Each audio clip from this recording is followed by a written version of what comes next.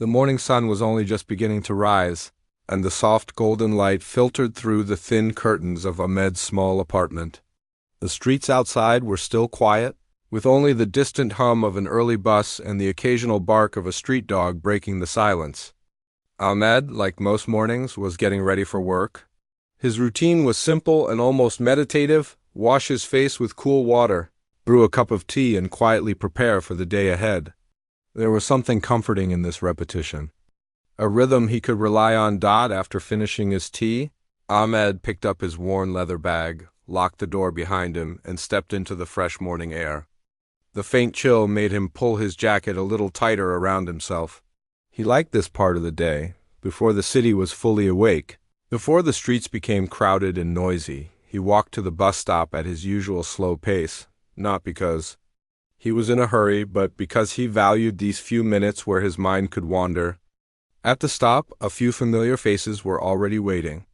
There was the elderly man who always carried a folded newspaper under his arm, the young woman who was usually listening to music through her headphones, and a schoolboy in a neatly pressed uniform swinging his bag in small circles. Ahmed nodded politely to the old man, who responded with a half-smile. The bus arrived with a familiar hiss of brakes. People stepped aside to let others off, then slowly began climbing aboard. Ahmed found a seat near the window, just a few rows behind the driver.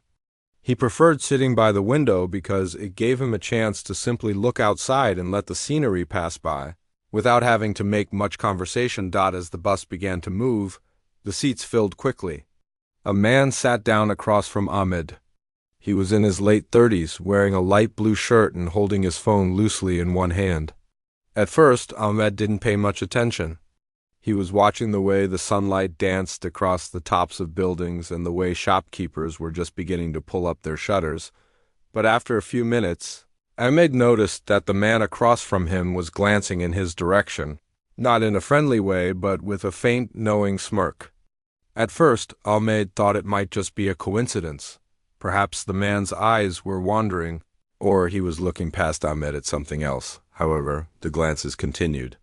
Every now and then, the man would lean slightly toward the person next to him and say something under his breath, and they would both let out a short, quiet laugh. In the past, this kind of thing might have bothered Ahmed. He might have started wondering, are they talking about me? Is there something wrong with my clothes? Did I do something strange? That spiral of thoughts could have ruined his mood for the rest of the morning. But over time, he had learned a different approach, not through a single moment of wisdom, but through small repeated choices. He had learned that not everything deserved his energy. Not every look needed to be answered. Not every laugh had to be explained. Most of the time, other people's behavior said more about them than it did about him. So, instead of reacting, Ahmed simply turned his head toward the window again. Outside, the streets were slowly filling with life. A fruit seller arranging bright oranges into a neat pyramid, a boy chasing after a runaway kite, a shop owner sweeping dust from his doorway. The city had its own rhythm, and Ahmed preferred to pay attention to that instead of two strangers making small jokes in a bus. The bus jolted slightly as it passed over a pothole, but Ahmed kept his gaze steady, following the way the light fell through the branches of a roadside tree. The voices of the two men across from him faded into the background, mixing with the hum of the engine and the faint sound of the bus conductor calling out the next stop. There was a small sense of power in this quiet decision, the power to choose where his attention went. He realized that his peace wasn't something people could take without his permission. If he didn't give them a reaction, they couldn't truly disturb him. 10 minutes later, the man across from him seemed to lose interest. He turned his attention back to his phone, and the bus ride continued without incident. Ahmed didn't feel victorious or proud. He simply felt steady, as if his morning had not been disrupted at all. And that was the point. It wasn't about ignoring people out of arrogance or pretending to be above them. It was about deciding what mattered and what didn't. The truth was, these two men were just a passing moment in his day, as forgettable as the clouds moving past the bus window. As the bus rolled toward the next stop, Ahmed's mind shifted to the day ahead. He thought about the tasks waiting for him at work, the book he planned to read during lunch, and the possibility of stopping by the park on the way home. His attention had moved on completely, and the earlier glances felt like something that had happened days ago instead of just minutes earlier. The morning sun was brighter now, filling the bus with warm light. Ahmed adjusted his seat slightly, rested his arm against the window ledge, and let the movement of the bus rock him gently forward. The city outside kept unfolding, shop signs in bright colors, bicycles weaving between cars, children holding their parents' hands as they crossed the street. Life was happening everywhere, and none of it depended on the opinions of two strangers. By the time the bus reached his stop, Ahmed felt calm, unshaken, and ready for the day. He stepped off onto the sidewalk, adjusted the strap of his bag, and began walking toward the office. The earlier moment was gone, left behind like the sound of the bus fading into the distance, and in that small, almost invisible way, Ahmed had practiced the art of acting as if people never bothered him, not by forcing himself to ignore them, but by giving his attention to the things that truly mattered. When Ahmed stepped off the bus that morning, the air had already shifted. The quiet freshness he had felt at dawn was now giving way to the busyness of the day. Cars honked in short bursts, delivery vans rumbled down the street, and office workers hurried past with coffee cups in hand. Ahmed walked at his usual steady pace, not allowing the energy of the rushing crowd to pull him along. He had learned long ago that moving at his own rhythm kept him from feeling overwhelmed before the day had even begun. The office building where he worked was a tall, modern structure with reflective glass windows that caught the sunlight. As he approached the entrance, he nodded to the security guard at the front desk, a man in his 50s with a kind smile who always greeted people as though he genuinely meant it. Ahmed liked that. Inside, the air conditioning carried a faint scent of coffee and paper. He took the elevator to the 5th floor, watching the numbers light up slowly as they rose. It was a small ritual, standing there in silence, with nothing to do but breathe and think about the hours ahead. The moment the elevator doors opened, the familiar sounds of the office reached him, the low murmur of voices, the clicking of keyboards, and the occasional ring of a desk phone. Ahmed greeted a few colleagues on his way to his desk, offering a polite "good morning" without stopping for small talk. He placed his bag beside his chair, powered up his computer, and began reviewing his tasks for the day. For the first hour, everything was smooth. Emails were answered, a report was updated, and Ahmed lost himself in the quiet focus of his work. Then, just before the morning meeting, one of his colleagues, a man named Farhan, walked over with a printed document in hand. Farhan was known for having a sharp tongue, the kind that could turn even a casual observation into a cutting remark. He didn't always mean harm, but his habit of pointing out small errors in public had earned him a reputation in the office. "Ahmed," Farhan said, holding up the paper, "you missed a detail here." The tone wasn't aggressive, but it carried just enough volume that the two nearby desks could hear it. He tapped the page with his finger, his eyebrows slightly raised as if this oversight was worth some attention. In the past, Ahmed might have felt a flush of embarrassment rise in his cheeks. His mind might have started replaying the situation. What will people think? Did I make myself look careless? And that feeling could have stayed with him for hours. But today he simply looked at the document, then at Farhan, and said, in a calm voice, "All right, I'll fix it." No defense. No irritation. No attempt to justify himself. Farhan paused for a fraction of a second, perhaps expecting a different reaction, but Ahmed had already turned back to his computer. He opened the file, made the correction, and saved the changes. That was all. The moment passed, and the office returned to its usual rhythm, the hum of computers, the sound of pens scratching on paper, and the faint clink of coffee cups. Ahmed felt no heaviness in his chest, no lingering frustration. It wasn't that he didn't care about doing good work. He cared deeply. But he understood now that small mistakes were part of any human effort, and having them pointed out didn't have to feel like an attack. People would always have comments, suggestions, or criticisms. Some would be helpful. Others would just be noise. The real choice was deciding which ones deserved his energy. As the morning meeting began, Ahmed joined his team in the conference room. Farhan was there too, speaking about a new project. Ahmed listened attentively, took notes, and even contributed a suggestion when the moment came. There was no tension, no silent grudge. This, Ahmed realized, was one of the most freeing things about not letting small comments bother him. It allowed him to keep relationships light and functional. He didn't waste hours carrying resentment. He didn't replay conversations in his head. He moved on quickly, and that gave him more space for focus, creativity, and even kindness. During the coffee break after the meeting, a few colleagues gathered near the pantry. Someone was telling a funny story about their commute, and laughter filled the small space. Ahmed listened, smiled, and joined in briefly before returning to his desk. Life kept moving, and he had no desire to hold on to the earlier moment. As he sat back down, Ahmed thought about how many times he had seen people let a small comment ruin their whole day. They would frown, sigh heavily, and replay the words in their head until they could feel them like a weight on their shoulders. He knew, because he had done it himself for years. And yet, all that time, the other person had probably forgotten about the exchange within minutes. By handling things differently now, by keeping his responses simple and calm, he had discovered something valuable. Not every problem needed to be solved in the moment, and not every remark needed to be answered. Some things could just pass by, like clouds moving across the sky. The rest of the morning was quiet. Ahmed finished his tasks ahead of schedule, allowing himself a few minutes to sip tea and look out the window. From the 5th floor, he could see the city stretching out in all directions, busy and alive. People were hurrying through the streets, cars were weaving between lanes, and somewhere far below, a street musician was playing a soft tune on a flute. Farhan walked past Ahmed's desk later that day, this time without any comment, just a quick nod. Ahmed returned it with the same calm expression he had worn all morning.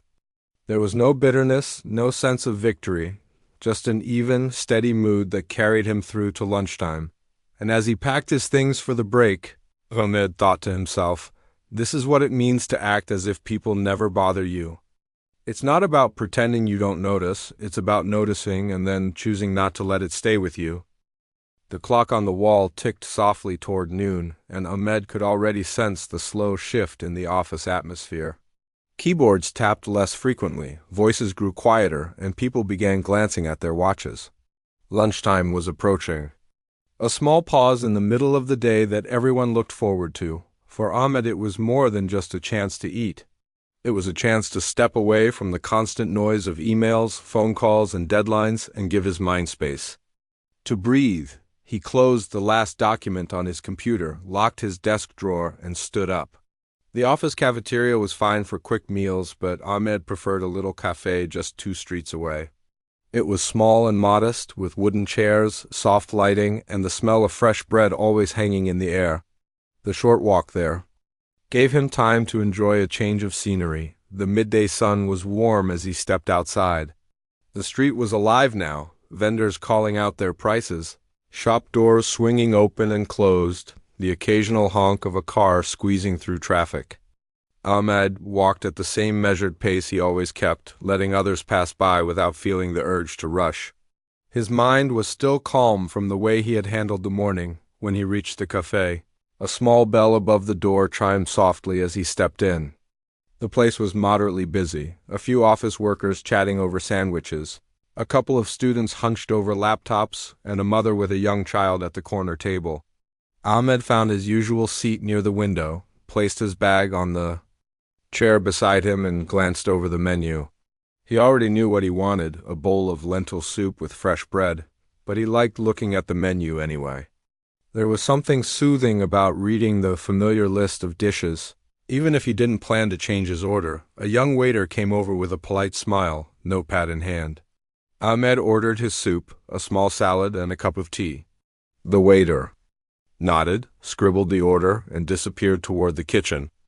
Ahmed leaned back slightly in his chair, letting his gaze drift outside the window. The street beyond the glass felt like a different world compared to the stillness inside the cafe.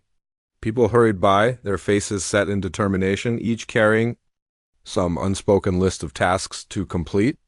Occasionally, someone would stop to greet a friend or check something on their phone, but most kept moving.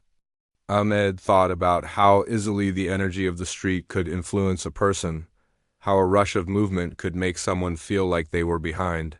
Even if they weren't, he took a slow breath, reminding himself that his lunch break was his own. No matter what was happening outside, he could choose to keep this time peaceful. 10 minutes passed, then 15. His soup had not yet arrived. Ahmed noticed that people who had entered after him were already being served. A small voice inside his head tried to whisper irritation into his thoughts. Why is my order taking so long? Did they forget me? Years ago, that voice would have grown louder. He would have started tapping his foot, checking his watch repeatedly, maybe even calling the waiter over in a sharp tone. And though it might have gotten his food faster, it would also have ruined the very calm he came here to protect. Now, he handled it differently. He looked toward the counter, saw the waiter moving quickly between tables, and thought, they're probably just busy. He knew that getting upset wouldn't change the time it took for the soup to be ready. It would only change the way he felt in the meantime. So instead, he pulled a small notebook from his bag and began jotting down a few thoughts, ideas. For a personal project, reminders for the weekend, a line from a book he had been meaning to remember. The minutes passed more easily this way. Finally, the waiter arrived, slightly out of breath, carrying a tray. Sorry for the wait, he said, placing the soup, bread, salad, and tea on the table. A maid gave him a calm smile. No problem. Thank you. The soup was warm and fragrant. Ahmed tore off a piece of bread, dipped it into the golden broth, and took a slow bite. The taste was simple but comforting, and he felt the earlier weight dissolve completely. As he ate, he reflected on how small moments like this, a late order, a small delay, often become bigger in our minds than they need to be. People can let impatience grow into frustration, and frustration into a bad mood that lasts the rest of the day. But if you accept that life moves at its own pace, you free yourself from that chain reaction. By the time Ahmed finished his meal, the cafe had grown quieter. The students had left, the office workers had returned to their desks, and the mother with the child was gathering her things. Ahmed paid his bill, thanked the waiter again, and stepped back into the sunlight. The walk back to the office felt lighter somehow. The delay at the cafe hadn't taken anything from him. If anything, it had given him a small reminder that peace isn't about everything going perfectly. It's about remaining steady when it doesn't. When he reached his desk again, Ahmed still had a few minutes before work resumed. He took a sip of water, glanced over his to-do list, and felt ready for the afternoon. The small lesson from lunch was already stored quietly in his mind, adding to the growing habit of acting as though people or small inconveniences could not disturb his peace. The day had moved steadily, and by the time Ahmed stepped out of his office, the sunlight had softened into a warm, golden glow. Evening was settling over the city. The workday rush was in full swing. Cars filled the streets, engines humming and horns sounding in short, impatient bursts. The sidewalks were busy with people heading in every possible direction, some walking quickly toward the bus stops, others lingering outside shops to pick up groceries, and a few simply strolling with no clear destination. Ahmed took his time. He wasn't in a hurry to get home, and he had learned to enjoy this short transition between work and rest. This walk was a way to leave behind the noise of emails, meetings, and tasks, and ease into a quieter pace before the night began. About halfway along his route, he passed through a small marketplace. It wasn't a formal market, just a cluster of small shops and street stalls lined along the road, selling everything from vegetables and fruit to household items. The air here always smelled faintly of spices, with hints of grilled food from a nearby snack vendor. Ahmed stopped in front of a small grocery shop. The front was crowded with baskets of fresh produce, tomatoes piled high in a red mound, cucumbers stacked neatly in rows, bunches of green herbs tied together with string. He remembered that he needed a few things for dinner: onions, potatoes, and a bag of rice. He stepped inside. The shop was narrow, with shelves running along both walls and just enough space for two people to pass each other. The shopkeeper, a man in his 40s with neatly combed hair, looked up from behind the counter. "Yes, brother, what do you need?" Ahmed gave him his list. The shopkeeper nodded and began gathering the items. His movements were quick and practiced, scooping onions into a paper bag, weighing potatoes on an old metal scale, and finally reaching for a sack of rice from the top shelf when the shopkeeper told him the total price. Ahmed's mind immediately did a quick calculation. It seemed higher than it should be. He had bought these items before from other shops, and even allowing for a little variation, the price was noticeably inflated. For a moment he felt the familiar spark, the small, sharp feeling that says, "This isn't fair. You should say something." In the past he might have reacted quickly, asking why the price was so high, perhaps letting irritation show in his voice, but he didn't speak right away. Instead, he stood quietly, the paper bags in his hands, and considered his options. He could challenge the price and maybe win the argument, or he could let it go. He thought about whether this shopkeeper's behavior was worth even a few minutes of his peace. In the end, he chose the third option, neither to argue nor to silently accept. He simply smiled and said, "I think I'll leave these for now." "Thank you," and gently set the bags back on the counter. The shopkeeper looked surprised. "Not taking them?" "Not today," Ahmed said politely, then stepped out of the shop. He could feel, as he walked away, the slight pull of pride, that inner voice that sometimes insists on winning every small conflict. But he also knew that the real victory was not in proving a point, but in walking away with his mind unbothered. The overcharge had cost him nothing because he hadn't paid it, and more importantly, it hadn't cost him his calm. Back in the marketplace, the late evening light made the vegetables at other stalls look richer in color. The oranges seemed deeper, the greens more vivid. He bought what he needed from another vendor, one he had gone to before, and paid a fair price without any fuss. As he continued walking, groceries in hand, Ahmed reflected on how often people let themselves get caught in unnecessary battles. A slightly unfair price, a slow line, a careless remark, each becomes an opportunity for irritation to grow. And once it takes root, it doesn't stay small. It can color the rest of the day and sometimes even the relationships around it, but he had learned slowly and through many small choices that not every battle is worth fighting. Sometimes the most effective way to protect your peace is to simply step aside. The road home grew quieter as he left the market behind. The sounds of traffic faded into the distance, replaced by the softer noises of the neighborhood, children playing in the street, the rhythmic clink of someone washing dishes, the muffled sound of a TV from an open window. By the time he reached his apartment, the sky was deepening into twilight. He unlocked the door, set down his groceries, and took a slow breath. The moment in the shop was already behind him, stored away as just another reminder. You don't have to let every small challenge steal your energy. Sometimes walking away is the most dignified choice you can make. The evening at home unfolded in the quiet way Ahmed liked best. After putting away the groceries, he prepared a simple dinner: rice, lentils, and a side of sautéed vegetables.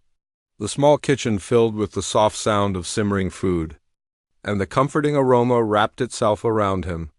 Cooking was never a chore for Ahmed. It was one of those everyday rituals that allowed him to slow down and focus on the present moment. He ate at the small table by the window, watching as the streetlights outside flickered to life one by one. The day had been steady, a few minor interruptions, yes, but none that had left a mark on his mood. That was exactly how he wanted it.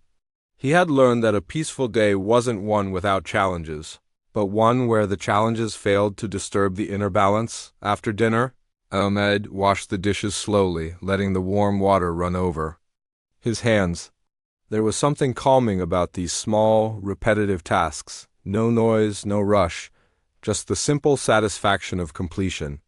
Once the kitchen was tidy, he made himself a cup of tea and settled into the armchair in his living room.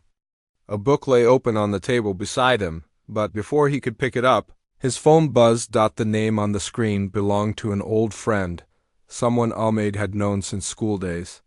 They didn't speak often, but when they did, the conversations were usually light, casual, and filled with a mix of old memories and small updates about life. Ahmed answered the call, expecting it to be much the same this time. At first, it was. They exchanged the usual greetings, talked briefly about work, and laughed about something that had happened years ago. But as the conversation went on, his friend began slipping in unnecessary jokes, the kind that carried a hint of teasing. At first, Ahmed smiled politely and let them pass.